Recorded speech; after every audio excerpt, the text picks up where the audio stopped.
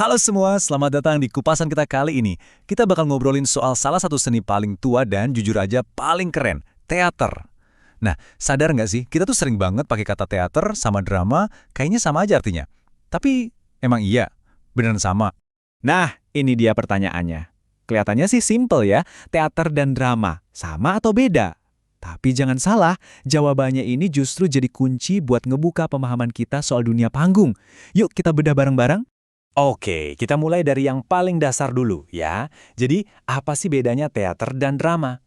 Di bagian pertama ini, kita bakal coba lurusin salah kaprah yang sering banget kejadian, biar fondasi kita kuat. Udah siap? Yuk kita bedah satu-satu, mulai dari teater. Kata ini asalnya dari bahasa Yunani, teatron, yang artinya, ya tempat pertunjukan. Jadi dari akarnya aja udah jelas. Teater itu ngomongin keseluruhan pengalamannya. Mulai dari milih naskah, proses latihan, penataan panggung, lampu, kostum, sampai akhirnya dipentaskan di depan penonton. Jadi ini bukan cuma soal cerita, tapi semua proses buat bikin cerita itu jadi hidup. Nah, kalau drama gimana? Ini juga dari bahasa Yunani, draomai, artinya berbuat atau bertindak. Fokusnya jauh lebih spesifik. Drama itu, naskahnya, teksnya, cerita tertulisnya yang isinya dialog dan karakter.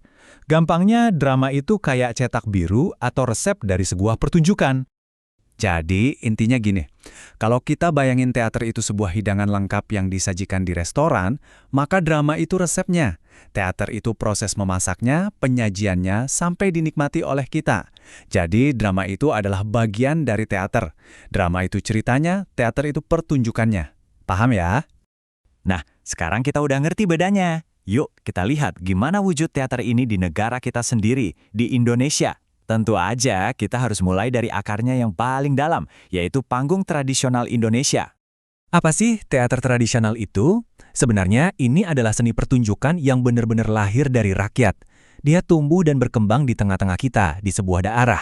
Jadi ini bukan seni yang diimpor, tapi asli, tumbuh dari kebiasaan, ritual, dan kehidupan sehari-hari masyarakat lokal. Ciri khasnya apa? Wah, ini yang bikin seru. Pertama, ceritanya itu dari kita untuk kita, dari mitos, legenda, atau cerita rakyat. Kedua, seringkali nggak ada naskah paten, jadi pemainnya banyak berimprovisasi. Keren kan? Panggungnya juga santai, bisa di lapangan, di halaman rumah, semuanya terasa dekat banget sama penonton, sangat membumi. Contohnya banyak banget, dan pasti kalian familiar. Sebut saja Mamanda dari Kalimantan Selatan, ada Wayang Wong dari Yogyakarta, atau Lenong dari Betawi yang kocak itu. Masing-masing punya cita rasa yang unik, pakai bahasa daerahnya sendiri. Ini bukti betapa kayanya panggung pertunjukan di Indonesia. Oke, dari panggung yang menyatu dengan rakyat, seni pertunjukan ini terus berkembang. Sekarang, kita geser sedikit ke wajah teater yang lain, yang mungkin lebih sering kita lihat sekarang, teater modern. Kalau teater modern ceritanya agak beda. Dia biasanya lahir dan besar di kota-kota. Dan nggak bisa dipungkiri, ada banyak pengaruh dari luar, terutama dari konsep teater barat. Naskahnya lebih terstruktur dan ceritanya bisa macam-macam, dari adaptasi novel sampai isu-isu sosial yang lagi viral. Nah, di sini perbedaannya kelihatan banget. Kalau modern, semuanya serba terkonsep. Ada naskah tertulis yang harus diikuti, ada sutradara yang jadi komandannya. Alur ceritanya juga jelas, ada awal, tengah, dan akhir.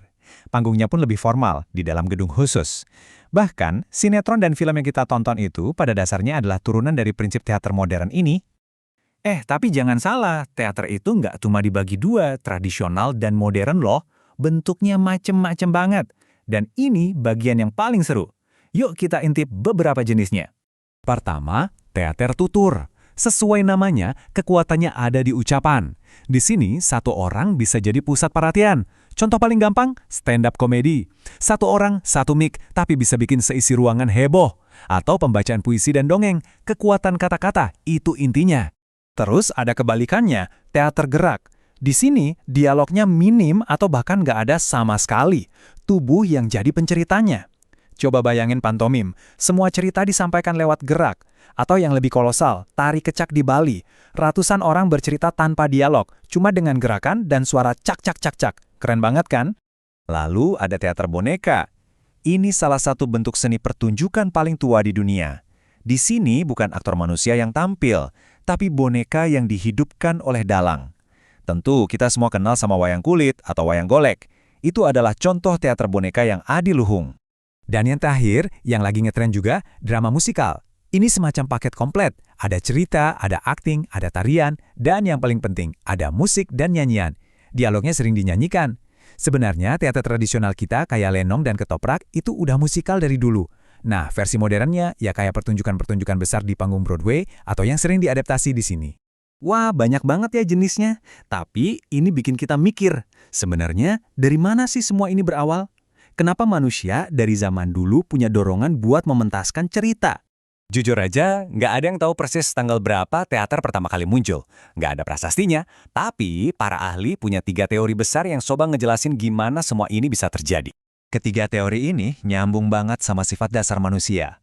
Teori pertama bilang, teater itu lahir dari upacara ritual keagamaan.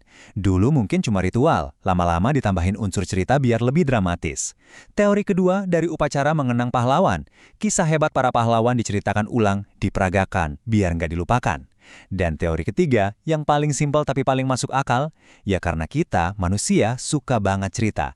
Kita suka dengerin dan berbagi kisah. Dari 3 akar inilah tumbuh pohon raksasa yang kita sebut teater. Oke, jadi untuk merangkum semua obrolan kita kembali ke poin awal. Coba ingat ini baik-baik. Teater itu adalah wujud visual dari drama. Teater itu adalah pertunjukannya, prosesnya. Sementara drama adalah naskah, cerita, atau jiwa yang ada di dalam pertunjukan itu. Nah, sekarang dengan bekal pemahaman baru ini, coba deh lain kali Anda nonton sesuatu, film, konser musik, atau bahkan video di media sosial. Coba lihat pertunjukan di sekitar Anda dengan kacamata yang beda. Kira-kira ini termasuk jenis teater yang mana ya? Dramanya seperti apa? Semoga dunia panggung jadi terasa lebih hidup dan menarik buat Anda.